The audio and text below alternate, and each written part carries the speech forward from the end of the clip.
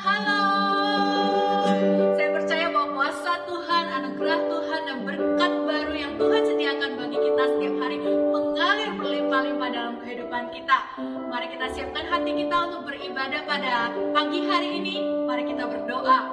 Bapa kami yang di surga, kami mengucap syukur Tuhan buat hari ini. Kami bisa beribadah, kami bisa memuji-Mu, menyembah Engkau, mengucap syukur untuk semua kebaikan-Mu dalam kehidupan kami. Kami mengucap syukur untuk pemeliharaan dan perlindungan-Mu dalam kehidupan kami. Engkau sungguh sangat baik dalam kehidupan kami. Tidak bisa satu persatu Tuhan kami mengingatnya, tapi kami percaya Tuhan Yesus, setiap berkat baru yang Kau sediakan bagi kami setiap hari itu benar-benar memberkati dan menguatkan setiap kehidupan kami. Terima kasih Tuhan Yesus. Sekarang kami mau beribadah, kami mau menyiapkan hati kami. Biarlah semua ya Tuhan, ucapan syukur dan korban syukur terbaik kami berikan buat Engkau, hanya untuk kemuliaan nama-Mu. Di dalam nama Tuhan Yesus kami berdoa dan mengucap syukur. Haleluya, amin. Allah itu baik, sungguh baik bagiku. Ditunjukkannya kasih setianya. Dia menyediakan yang ku perlukan, menyatakan kebaikan, menyatakan kebaikan, menyatakan kebaikannya padaku. Kasih setianya tak pernah berubah, dulu, sekarang, dan selamanya.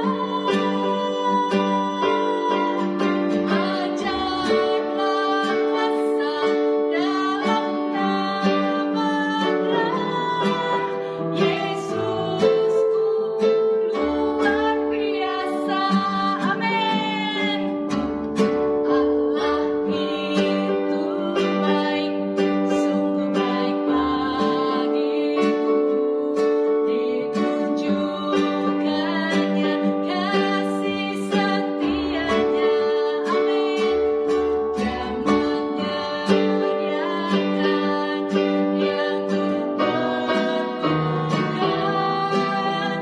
menyatakan kebaikan, menyatakan kebaikan, menyatakan kebaikannya padaku. Kasih setianya tak pernah berubah, dulu, sekarang, dan selamanya. Ajarlah kuasa dalam nama-Nya, Yesusku luar biasa. Kasih setianya tak pernah berubah, dulu, sekarang, dan selamanya. Ajarlah kuasa dalam nama-Nya, Yesusku luar biasa. Katakan dengan iman, Yesusku luar biasa. Yesusku luar biasa. Katakan sekali lagi. Yesusku luar biasa. Haleluya, beri kemuliaan buat Tuhan. Kita percaya bahwa kuasa Tuhan, perbuatan Tuhan dahsyat dan ajaib dalam kehidupan kita. Amin. Lebih kencang lagi katakan amin. Amin. Haleluya. Ketika kita mendeklarasikan bahwa kuasa Tuhan, perbuatan Tuhan lebih dahsyat dari apapun, lebih besar dari apapun, saya yakin dan percaya, kita harus yakin dan percaya dan beriman bahwa kebaikan Tuhan tidak pernah berhenti menyertai kehidupan kita. Haleluya.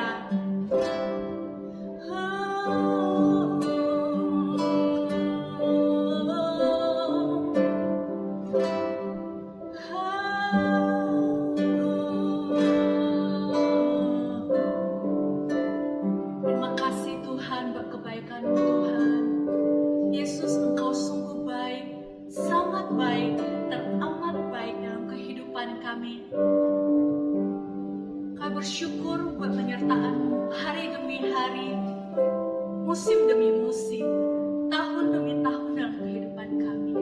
Terima kasih Tuhan. Oh, terima kasih Tuhan. Oh, terima kasih Tuhan. Kami bersyukur. Engkau baik Tuhan. Kami bersyukur.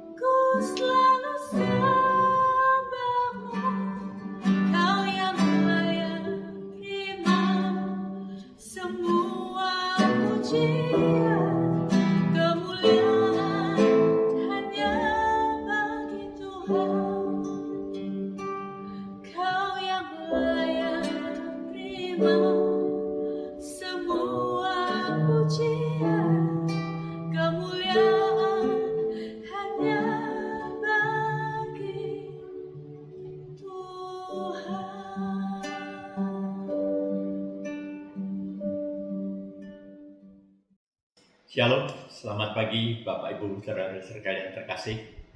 Kembali kita bertemu di pagi hari yang berbahagia ini.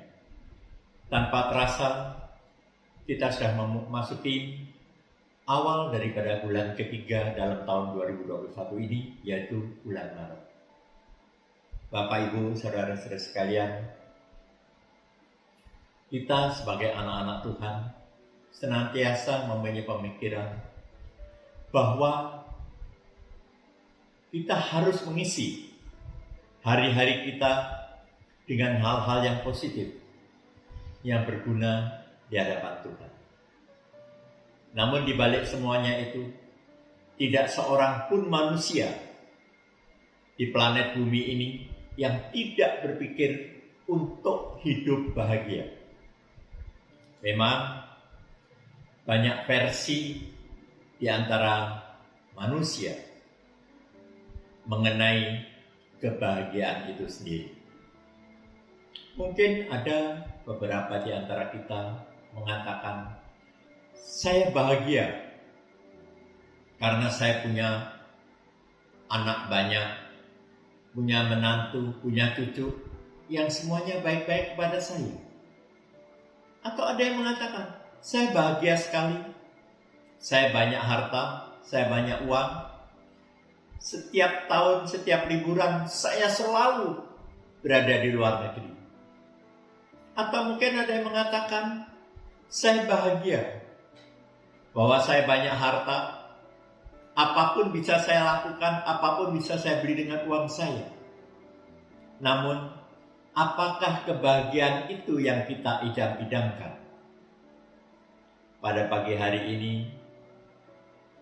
saya ingin mengajak Bapak, Ibu, saudara-saudari sekalian, kita belajar apa sih hakiki daripada bahagia itu sesungguhnya. Mari kita lihat salah satu ayat di dalam Perjanjian Lama, yaitu Ayub 5 ayat 17. Yang demikian bunyinya, sesungguhnya berbahagialah manusia yang ditegur Allah. Saya ulangi, sesungguhnya berbahagialah manusia yang ditegur Allah, sebab itu janganlah engkau menolak didikan yang Maha Kuasa. Jadi di sini Ayub, kita tahu semua bagaimana kisahnya. Dia masih tetap memuliakan atau meninggikan Allahnya, sekalipun dalam kondisi dan keadaan yang tidak menguntungkan. Sesungguhnya berbahagialah manusia yang tegur Allah, sebab itu janganlah engkau menolak didikan yang Maha Kuasa. Bahagia bagi Ayub tidak tergantung keadaan, harta, tahta, maupun hal-hal yang lain. Seringkali kita berpikir bahwa kebahagiaan kita ditentukan oleh keadaan sekeliling kita. Padahal sesungguhnya Tuhan mengajarkan kepada kita bahwa bahagia itu tidak tergantung dari keadaan sekeliling kita. Namun bahagia itu ada di dalam diri kita pribadi masing-masing. Namun sayang sekali, banyak manusia yang merasa bahagia dikala apa yang diharapkan atau yang dimiliki ada padanya. Jadi kita melihat bahwa setiap manusia mempunyai penilaian bahagia menurut versinya masing-masing. Kalau kita melihat ayat di atas tersebut,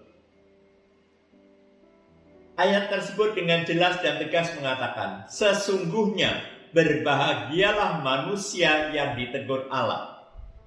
Mengapa kok justru kita bahagia dikala kita mendapatkan teguran dari Allah? Bukankah selama ini, baik disadari maupun tidak, di saat kita ditegur, baik oleh orang tua, atasan, teman, gembala, itu semuanya merupakan kepedulian, atau lebih spesifik lagi karena masih sayang terhadap kita. Jadi kita mendapatkan teguran, bukan berarti mereka benci. Mereka ingin membuat kita sedih atau menyakitkan hati kita. Namun sesungguhnya mereka semua itu karena langsung atau tidak langsung mempunyai rasa sayang dan kepedulian yang besar kepada kita.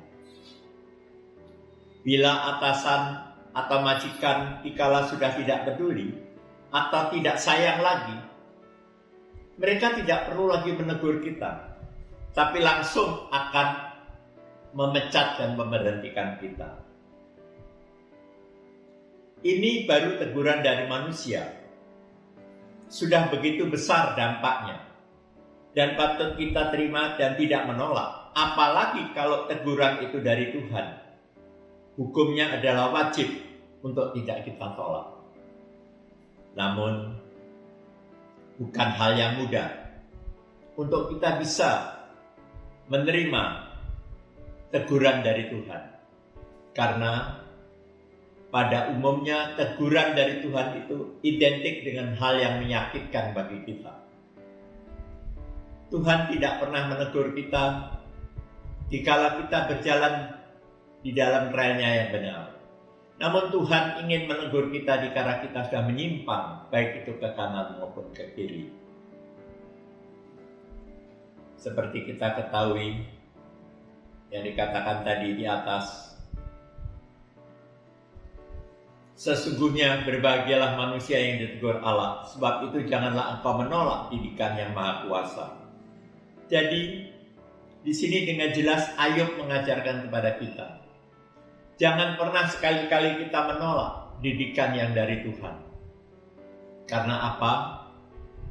Didikan itu akan membuat kita semakin hari semakin lebih baik, semakin hari semakin lebih kuat di dalam menghadapi masalah dan persoalan yang ada.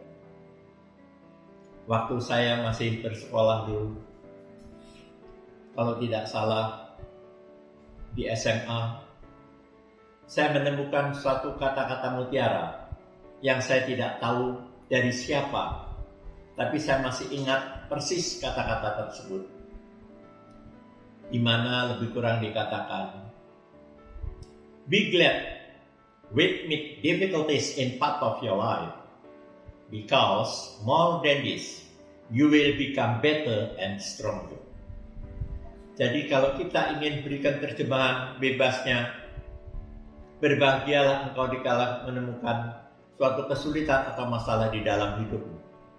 Karena daripadanya lah engkau akan bertambah dewasa dan kuat di dalam menghadapi hidup.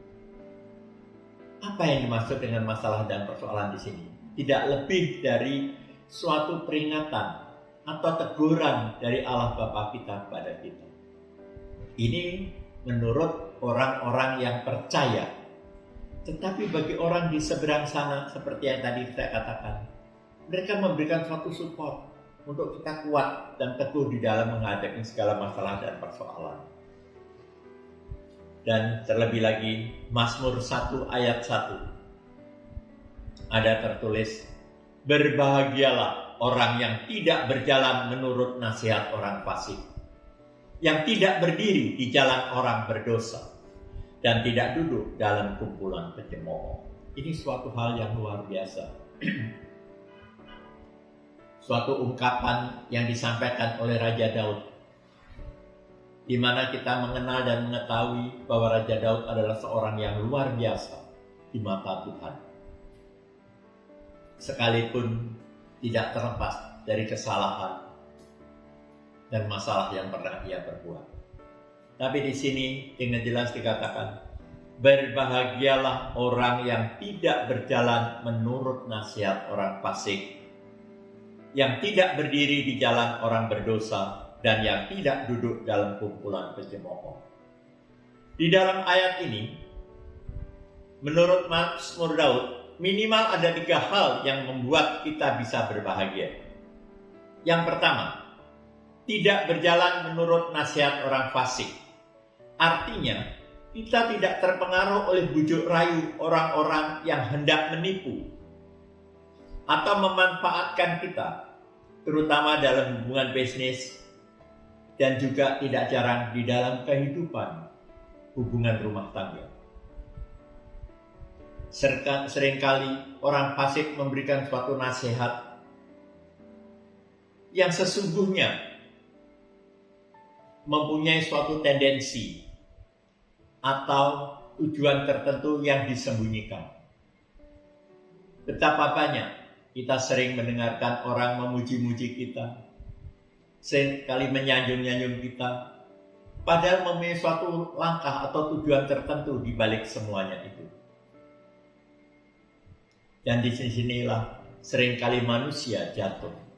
Karena apa? Sudah menjadi kodrat dari sononya. Tidak ada seorang manusia pun yang dia tidak senang apabila dipuji, apabila disanjung-sanjung. Padahal kita tidak sadar bahwa di balik semua kata-kata manis itu tersembunyi suatu hal-hal yang seakan-akan tidak kita sadarin bahwa apa yang dikatakannya itu merupakan suatu kefasikan. Seringkali kita menyadarinya, namun sudah terlambat. Berapa banyak orang yang mempengaruhi kehidupan kita, baik di dalam ekonomi, di dalam bisnis, di dalam hubungan kekeluargaan, bahkan tidak jarang di dalam hubungan rumah tangga. Namun kita tidak sadar, tetapi Mazmur Daud sudah mengatakan, berbahagialah orang yang tidak berjalan menurut nasihat orang fasik. Jadi jangan sampai kita terbujuk rayu oleh kata-kata orang yang sesungguhnya ia adalah seorang yang fasik. Yang kedua, tidak berdiri di jalan orang berdosa. Artinya, jangan sampai kita terjerumus mengikuti pola pikir maupun pola hidup orang-orang berdosa. Dalam bahasa sederhananya, menghalalkan segala cara dalam mencapai tujuan hidup kita. Tidak jarang kita dikatakan, oh bodoh amat kamu, coba kamu lakukan ini, pasti kamu bisa.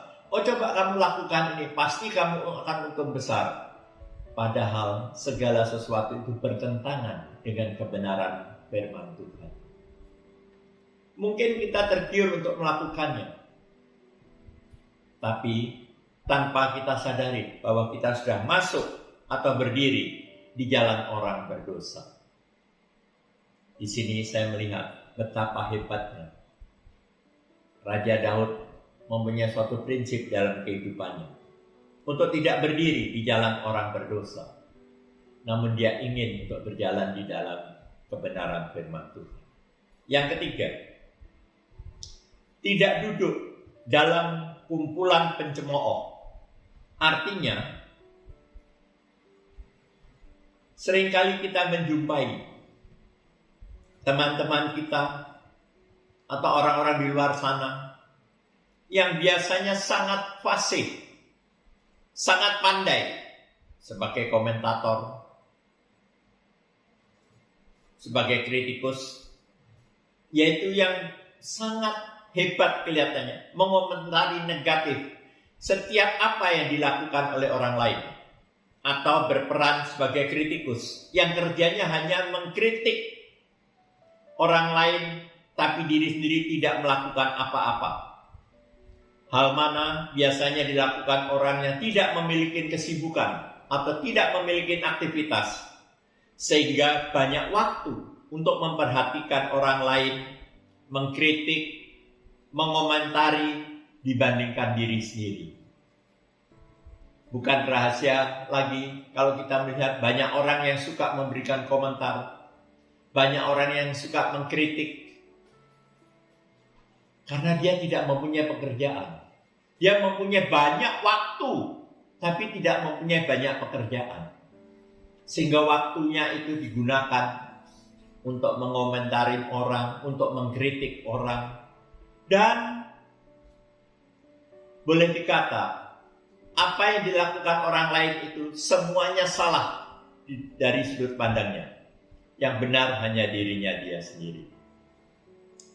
Tapi pada pagi hari ini, Tuhan ingin mengingatkan, khususnya buat saya, Bapak, Ibu, Saudara sekalian, janganlah kita berada di dalam kumpulan pencemooh. Orang yang suka mencemoohkan orang lain. Orang yang suka mendiskreditkan orang lain.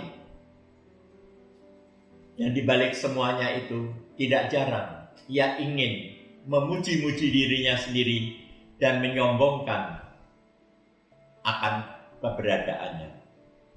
Kita seringkali terkecoh dengan orang-orang yang demikian. Seseorang yang ingin sukses, dia tidak pernah ingin menjelek-jelekan orang lain. Namun ia akan berdiri di jalan yang benar. Ia akan bekerja keras, yang sudah barang tentu tidak lupa melibatkan Tuhan di dalam aktivitasnya. Dan tidak ingin mengomentari atau mengkritik orang lain. Karena apa?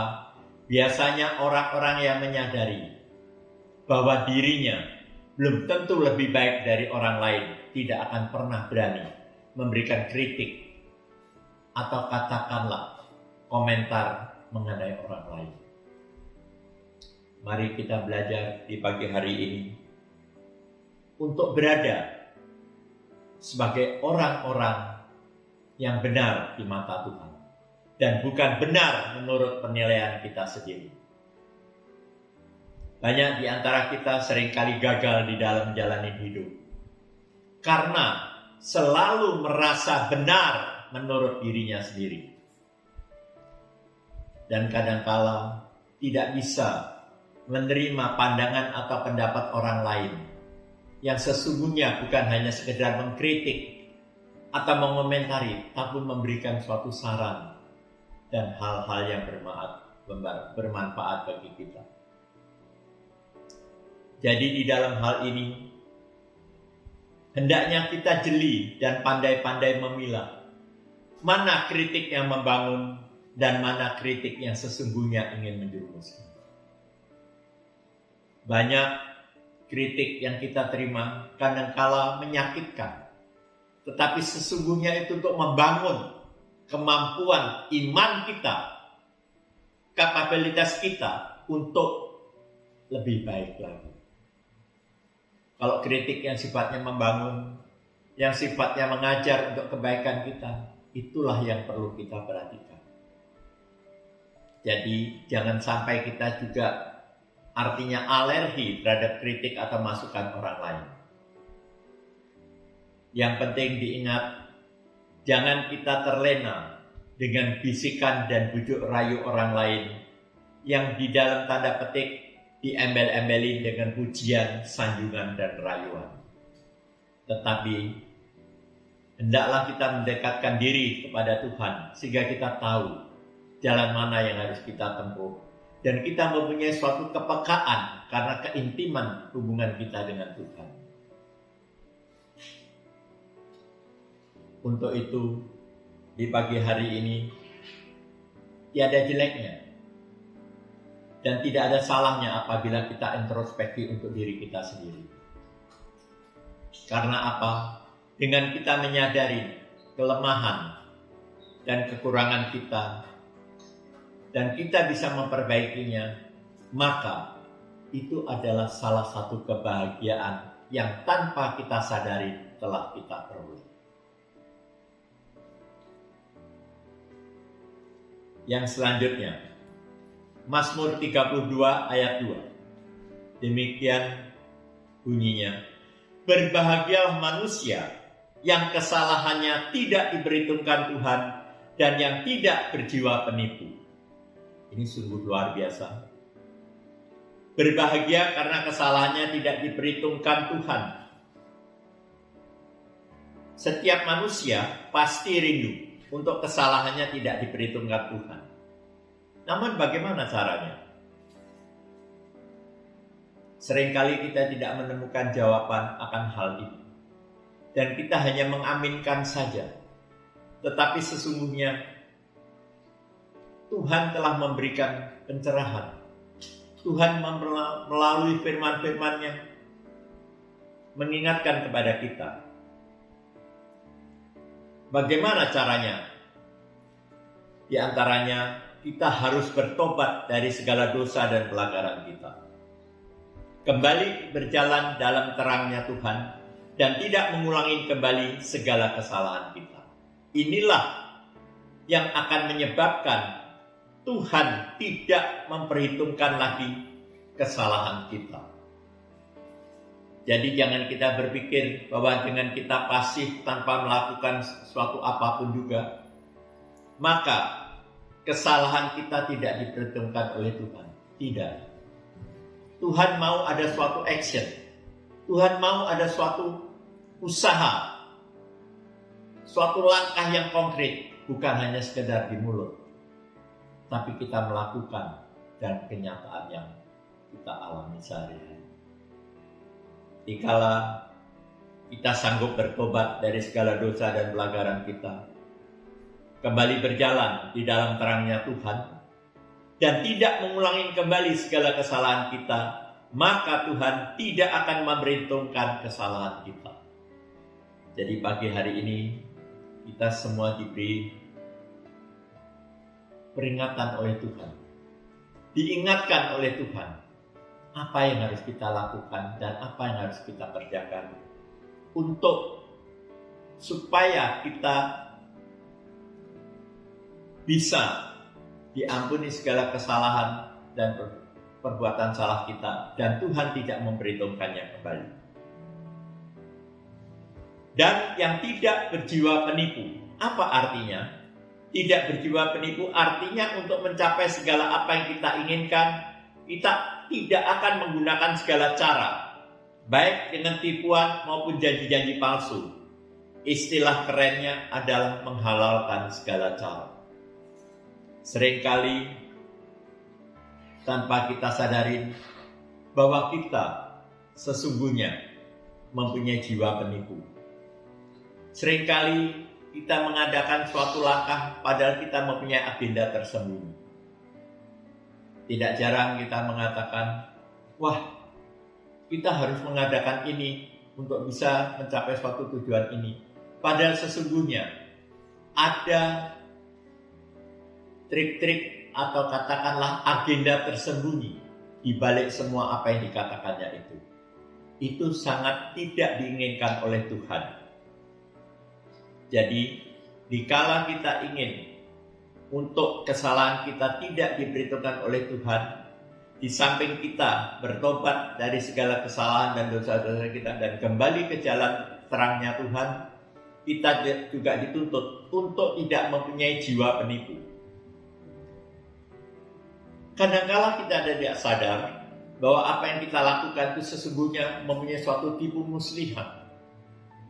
Baik itu untuk kepentingan pribadi kita, untuk kepentingan kelompok kita, yang secara tersamar kita sampaikan kepada seseorang dengan tujuan untuk bisa mencapai apa yang kita idam-idamkan itu.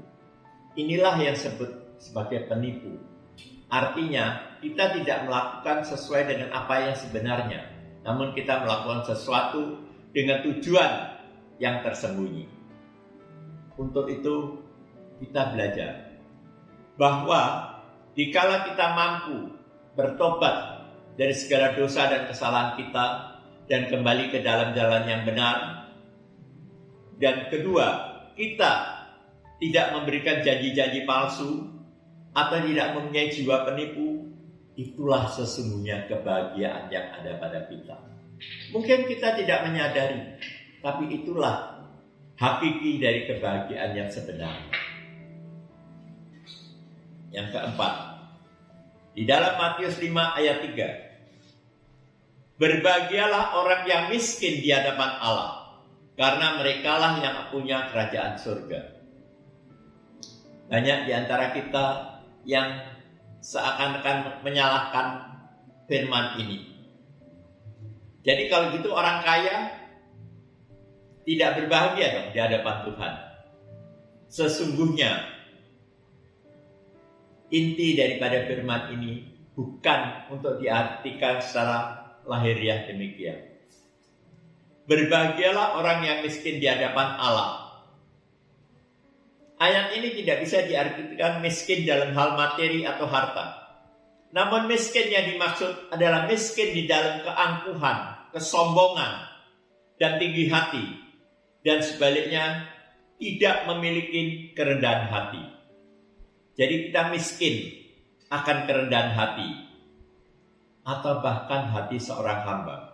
Karena yang ada di dalam diri kita adalah keangkuhan, kesombongan, dan tinggi hati. Kita miskin untuk kerendahan hati. Kita miskin untuk memiliki hati seorang hamba. Ini yang Tuhan inginkan. Adakah kita mau memperbaiki semuanya? Adakah usaha atau rencana kita untuk tidak miskin di dalam kerendahan hati dan hati seorang hamba? Ini yang Tuhan harapkan dari kita. Berbahagialah orang yang miskin di hadapan Allah. Artinya kita miskin di hadapan Tuhan dengan segala kerendahan hati kita. Kita miskin akan kepatuhan kita kepada Tuhan. Karena yang ada adalah kekayaan, keangkuhan, kesombongan, dan tinggi hati. Dan kita tidak memiliki hati seorang hamba. Dan orang-orang yang miskin,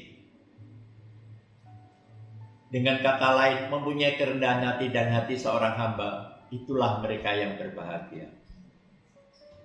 Jadi kita hendaknya bisa memahami betapa firman ini mengajarkan kepada kita untuk kita memiliki kerajaan surga. Yang punya kerajaan surga berbicara tentang orang-orang yang hidup layak dan seturut dengan rencana dan rancangan Tuhan. Dalam hal-hal yang terpapar di atas, tidak ada satupun ayat menyatakan bahwa kebahagiaan baru bisa dicapai saat kita banyak uang atau harta. Saya belum mendapatkan satu ayat pun, baik dari perjanjian lama yang dimulai dari kitab Kejadian sampai berakhirnya perjanjian baru Wahyu, yang menyatakan dikala kita banyak harta kita akan berbahagia. Jadi jangan kita terkecoh oleh kehidupan dunia.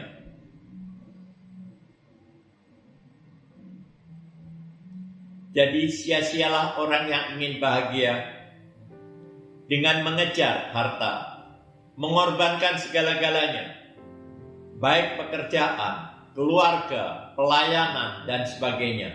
Karena semuanya itu tidak ubahnya suatu pekerjaan sia-sia, seperti dikatakan orang duniawi, bahwa sia-sialah dikala kita menjaring angin. Saya mempunyai teman seorang yang cukup banyak harta, yang boleh dikata dia hidup kebalikan dari orang kebanyakan. Tak seperti banyak di antara kita hidup mengejar dan mencari harta. Tapi orang ini lain.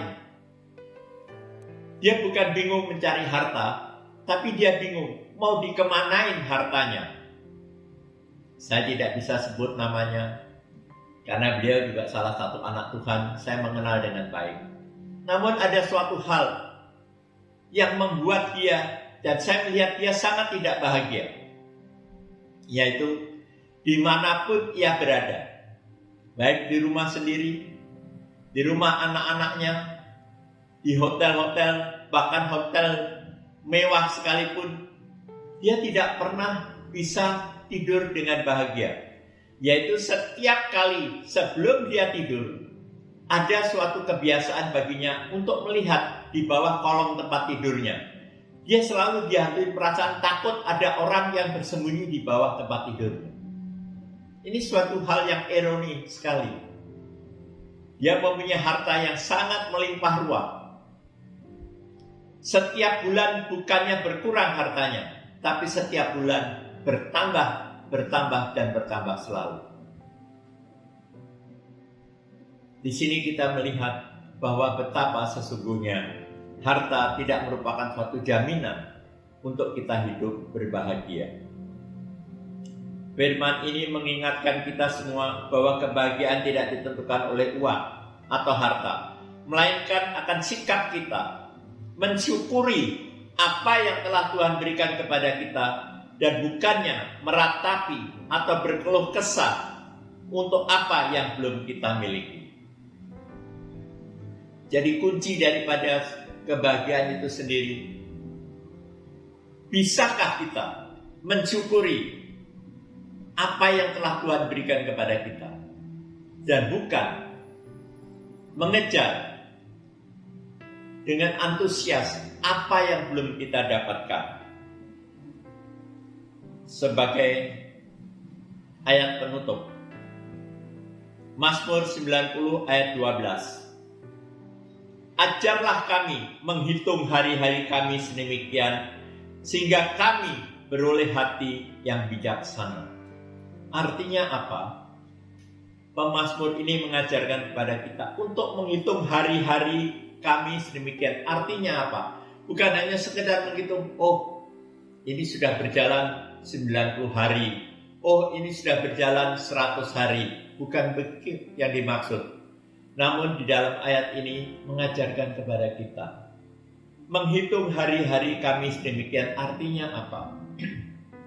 Pernahkah kita menghitung berapa banyak kasih karunia Tuhan atau pertolongan Tuhan yang telah diberikan kepada kita hari demi hari yang kita lalui?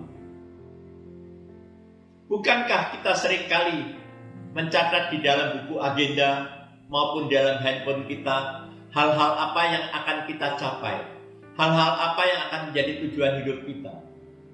Tapi pernahkah kita mencatat sudah berapa banyak yang Tuhan lakukan buat kita? Sudah berapa besar berkat-berkat yang Tuhan berikan kepada kita?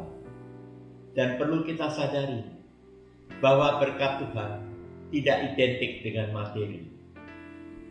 Mungkin Tuhan memberikan kesempatan kepada kita bahwa hari ini untuk kita makan hanya sekedar dengan tempe dan kecap saja.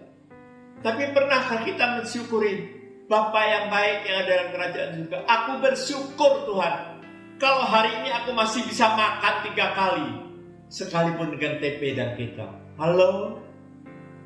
Ataukah kita bersyukur dikala kita bisa makan di restoran terkemuka, dan kita tidak pernah mensyukuri berkat yang Tuhan berikan kepada kita?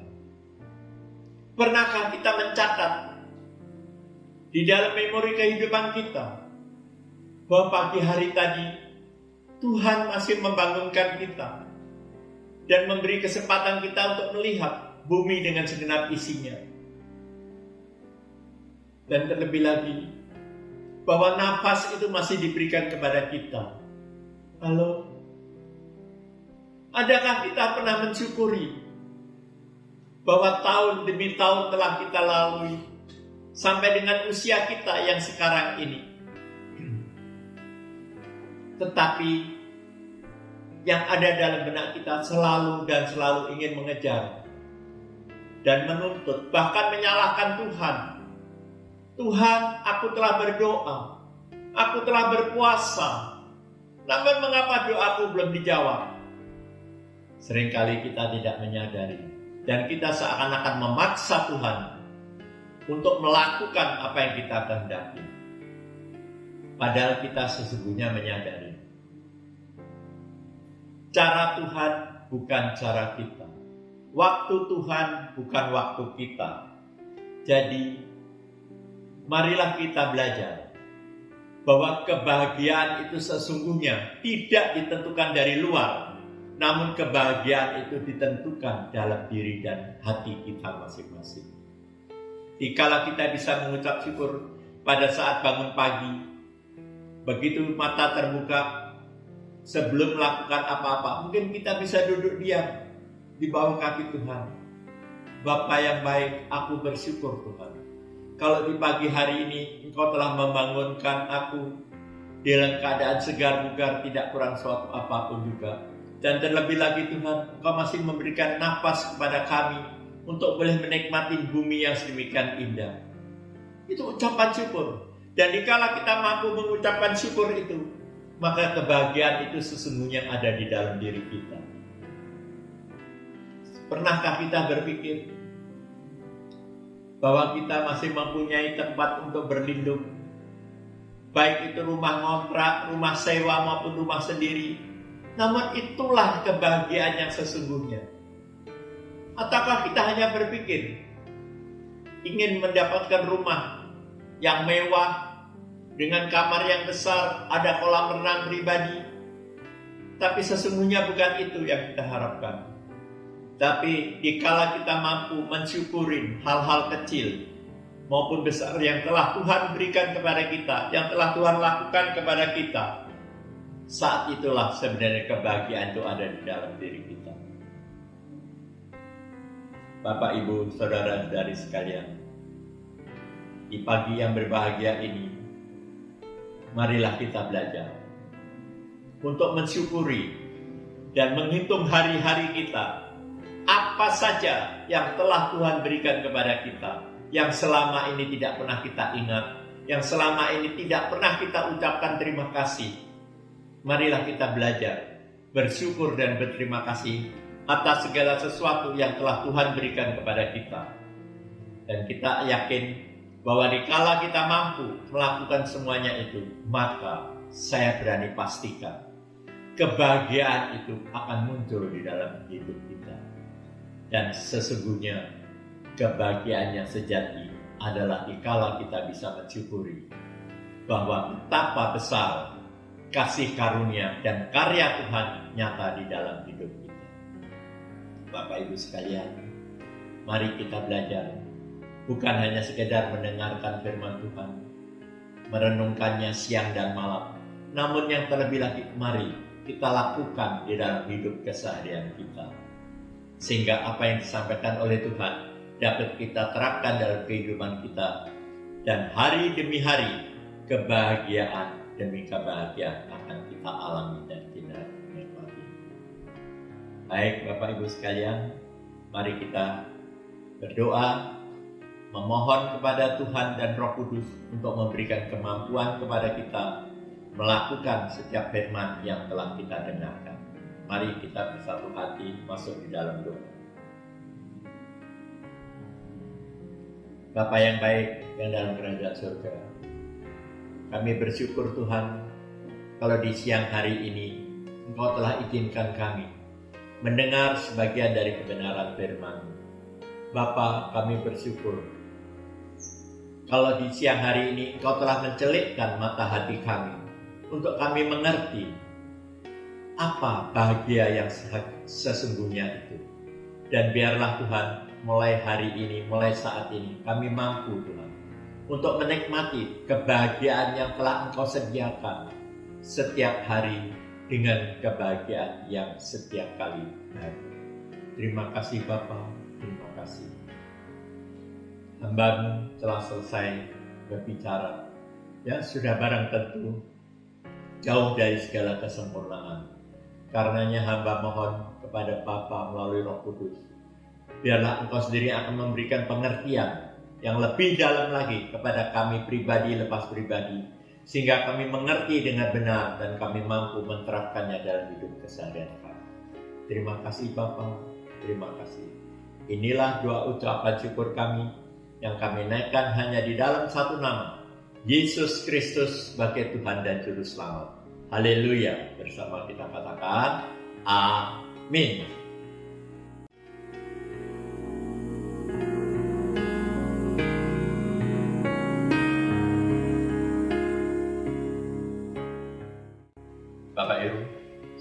sekalian, mari kita bangkit berdiri dan kita masuk di dalam perjamuan kudus. Untuk itu, mari kita siapkan hati kita masing-masing sebelum kita masuk di dalam perjamuan kudus tersebut. Bapak Ibu saudara sekalian, mari kita satukan hati, kita masuk di dalam doa. Bapa yang baik yang dalam kerajaan surga, ini Tuhan, kami anak-anak-Mu pada siang hari yang berbahagia ini kami datang di bawah telapak kaki Tuhan untuk mengucap syukur dan terima kasih bahwa berkat penyertaan dan pemeliharaan Tuhan yang sungguh luar biasa sehingga kami boleh ada sebagaimana kami ada saat ini. Bapa yang baik yang ada di kerajaan surga, tolong Tuhan kuduskan dan tahirkan kami terlebih dahulu Bapa, sehingga kami kudus dan layak untuk ambil bagian di dalam perjamuan kudus ini. Untuk itu kami serahkan sepenuhnya tubuh jiwa roh kami di dalam tangan Tuhan Yesus Kristus. Terima kasih Bapa, hanya di dalam nama Tuhan Yesus Kristus sebagai Tuhan dan Juru Selamat kami berdoa, mengucap syukur dan terima kasih. Haleluya, amin. Bapak Ibu sekalian, kita akan mendengarkan firman Tuhan yang mengawali perjamuan kudus ini. Maka kata Yesus kepada mereka, "Aku berkata kepadamu, sesungguhnya jikalau kamu tidak makan daging anak manusia dan minum darahnya, kamu tidak mempunyai hidup di dalam dirimu. Barang siapa makan dagingku dan minum darahku, ia mempunyai hidup yang kekal, dan aku akan membangkitkan dia pada akhir zaman. Sebab dagingku adalah benar-benar makanan, dan darahku adalah benar-benar minuman. Barang siapa makan dagingku dan minum darahku, ia tinggal di dalam aku dan aku tinggal di dalam dia. Sama seperti Bapa yang hidup mengutus aku dan aku hidup oleh Bapa, demikianlah juga barang siapa yang memakan aku akan hidup oleh aku. Sebab setiap kali kamu makan roti ini dan minum cawan ini, kamu memberitakan kematian Tuhan sampai ia datang. Jadi barang siapa dengan cara yang tidak layak makan roti atau minum cawan Tuhan, ia berdosa terhadap tubuh dan darah Tuhan. Karena itu hendaklah tiap-tiap orang menguji diri sendiri, dan baru sesudah itu ia makan roti dan minum dari cawan itu. Karena barang siapa makan dan minum tanpa mengakui tubuh Tuhan, ia mendatangkan hukuman atas dirinya." Baik Bapak Ibu sekalian, mari kita angkat roti di tangan kanan kita tinggi-tinggi, dan kita dengarkan firman Tuhan. "Sebab apa yang telah kuteruskan kepadamu telah aku terima dari Tuhan, yaitu bahwa Tuhan Yesus pada malam ia diserahkan mengambil roti, dan sesudah itu ia mengucap syukur atasnya. Ia memecah-mecahkannya dan berkata, 'Inilah tubuhku yang diserahkan bagi kamu. Perbuatlah ini menjadi peringatan akan aku.' Memang roti yang di tangan kanan kita ini adalah roti biasa, tetapi bukankah roti ini merupakan persekutuan dengan tubuh Kristus yang tercabik-cabik di bukit Golgota untuk menebus segala dosa-dosa kita? Amin. Mari kita makan dengan iman di dalam nama Tuhan Yesus Kristus."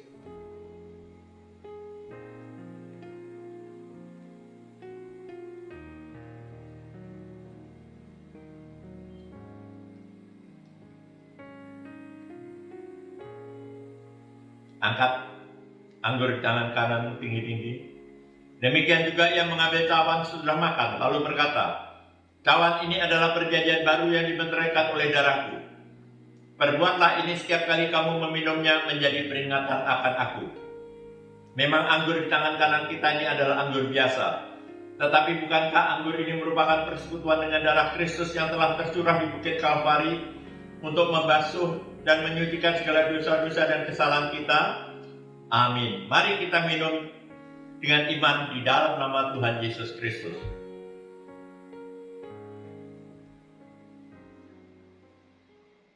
Ucapkanlah syukur. Dimana kalau di pagi hari ini, di siang hari ini, kita masih diberi kesempatan oleh Tuhan Yesus Kristus untuk masuk di dalam perjamuan kudus yang merupakan ketulusan hati dan pengakuan kita bahwa kita telah diselamatkan oleh tubuh dan darah Kristus yang telah tertumpah di bukit Kalvari. Karenanya, mari kita ucapkan syukur. Terima kasih Bapa, terima kasih. Hanya berkat tubuh dan darah-Mu saja Tuhan, kami boleh diselamatkan. Karenanya Bapa, mampukan kami untuk melakukan dan memberitakan peringatan akan kematian Tuhan Yesus Kristus di Bukit Kalvari ini kepada setiap orang yang kami jumpai. Karena itulah yang Kau kehendaki dari kami. Terima kasih Bapa, terima kasih.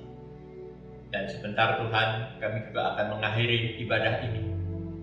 Dan sebelumnya kami rindu Tuhan, untuk Kau izinkan mengangkat kedua belah tangan kami sebagai pernyataan iman, untuk menerima anugerah sejahtera dari Allah Bapa, kasih yang sempurna dan abadi dari Yesus Kristus Tuhan kita, serta persekutuan dengan Roh Kudus yang akan menyertai, memimpin, bahkan memampukan kita semua menjadi pelaku-pelaku firman, menjadi hamba-hambamu yang setia melayani Engkau sejak siang hari ini sampai selama-lamanya. Di dalam nama Tuhan Yesus Kristus sebagai Tuhan dan Juru Selamat, kami telah berdoa, mengucap syukur dan terima kasih. Haleluya. Bersama katakan, Amin. Selamat siang, Tuhan Yesus memberkati.